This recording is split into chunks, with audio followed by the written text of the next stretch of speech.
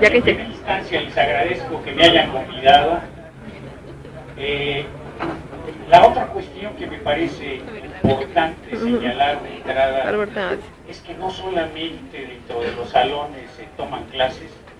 Creo que una parte importante para que crezcamos todos es expresar nuestros puntos de vista sobre las diferentes problemáticas, y creo que este es un espacio muy importante y no esperemos que todos estén de acuerdo. Los cambios se han hecho, incluso diría yo, con minorías, no con las mayorías, y con minorías pensantes. Debo además, primero, pedirles una disculpa. Se me pidió que tratara de hacer algunos comentarios sobre la reforma laboral. Debo decirles que muchas de las ideas que les voy a señalar son las que he comentado con algunos de ustedes en los cursos que llevamos, y les ruego también que me disculpen porque estuve trabajando más para la ponencia que tenía que dar el día de hoy, y que bueno, de la cual iba yo a ir, ¿no? Bien, creo que la reforma laboral la podemos enfocar desde al menos dos grandes aristas: desde una visión de los empresarios, desde la visión de la burguesía, que una de sus preocupaciones centrales que tiene siempre es cómo vamos a lograr competir con los empresarios que arrojan productos en el mercado interno e internacional si no estamos invirtiendo en mejorar los métodos productivos al interior de la empresa.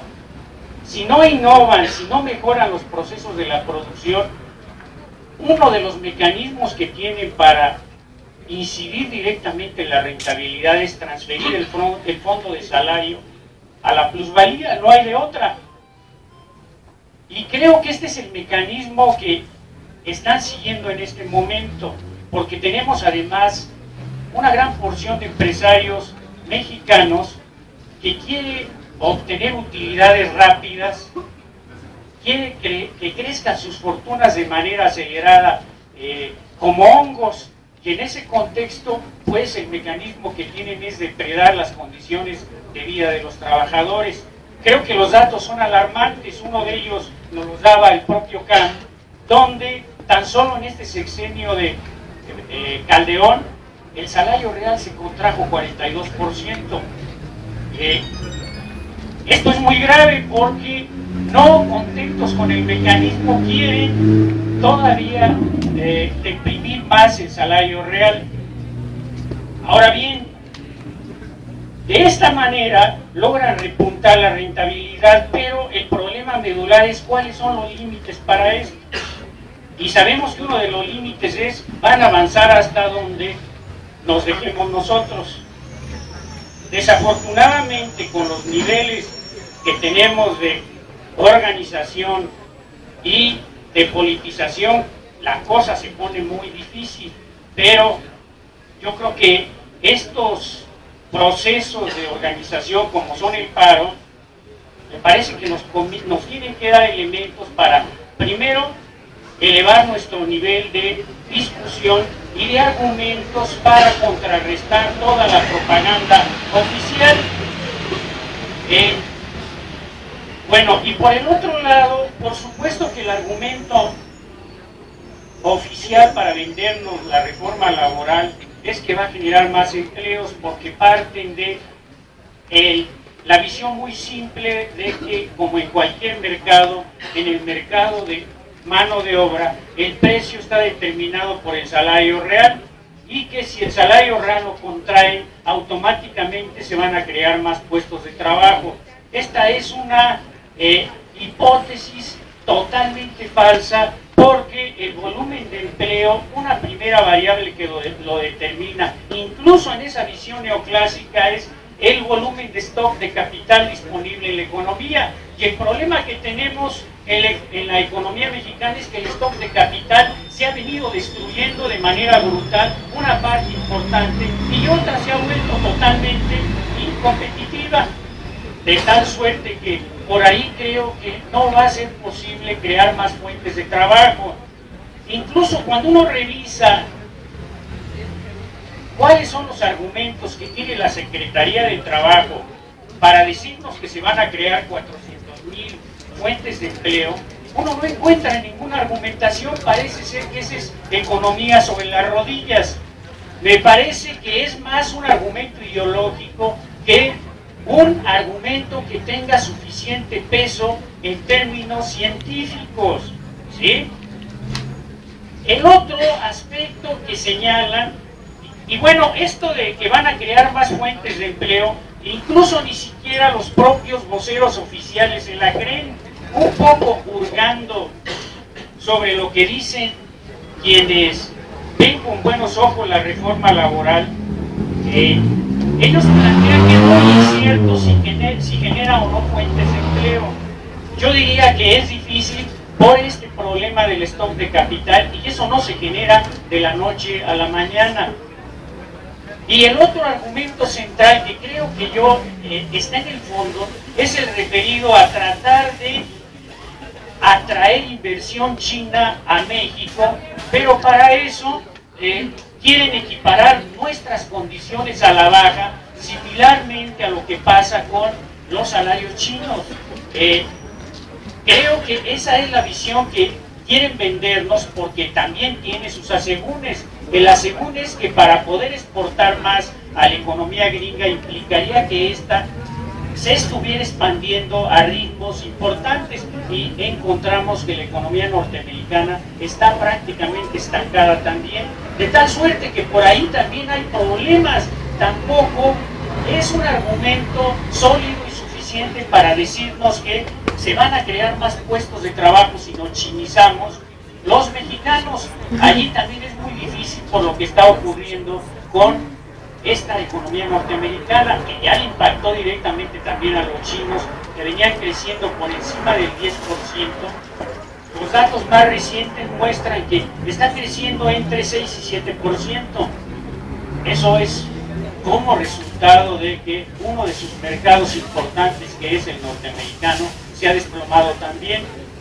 Y luego la otra cuestión es que también nos dicen, bueno, es para ampliar también el mercado interno, pero aquí está también la otra contradicción, porque una de las variables importantes dentro de la demanda interna es el salario, y el salario se está desplomando también, de tal suerte que ese argumento tampoco tiene ninguna consistencia.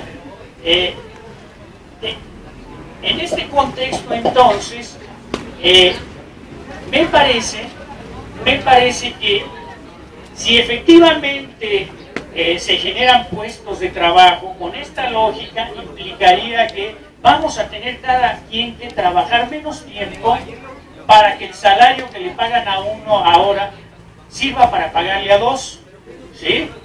Esa es una posibilidad, de que nada más trabajemos cada quien 4 horas, y entonces nos mandan otra vez a salarios de infrasubsistencia.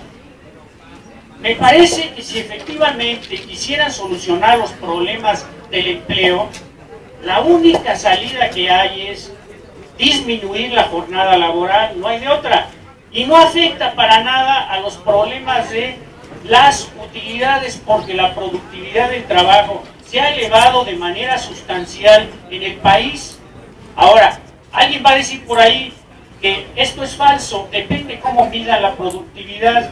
Si medimos la productividad con las visiones neoclásicas o con la visión de la productividad total de los factores, por supuesto que el nivel va a ser muy bajo, pero si lo vemos en términos de productividad y con una hipótesis central en términos de que la única fuente de la productividad es el trabajo asalariado productivo, entonces la productividad del trabajo se eleva de manera sustancial en la economía mexicana.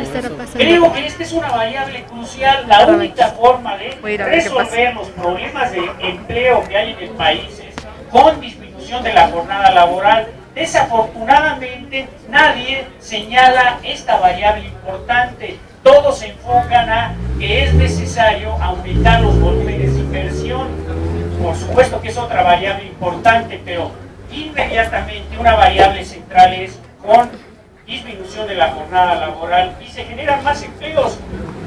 Un caso que generó más empleos fue la economía francesa en la década de los finales de los 90, mediados de los 90, que disminuyendo la jornada laboral generó más empleos. Esta es una experiencia importante que habría que analizar. ¿Qué otras variables más?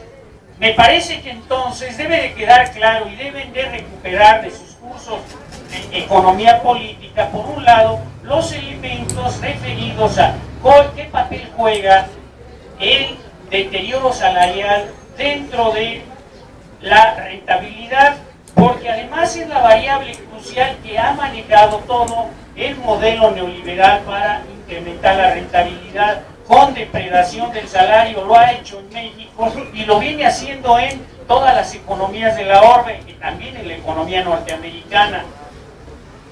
Y bueno, solamente señalo otro aspecto más.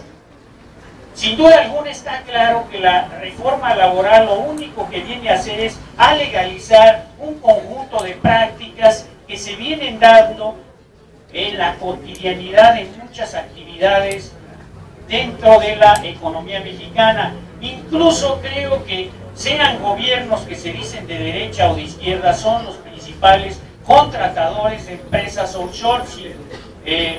Esto es muy grave porque vienen haciendo estas prácticas y ellos que se dicen defensores de la legalidad son los primeros en violar el Estado de Derecho al que dicen defender. Le voy a dejar hasta acá porque me gustaría más escuchar sus puntos de vista que todo este conjunto de ideas, y le ruego que me disculpe, no pude preparar algo más formal para que pudiésemos discutir de manera más sistemática. Gracias.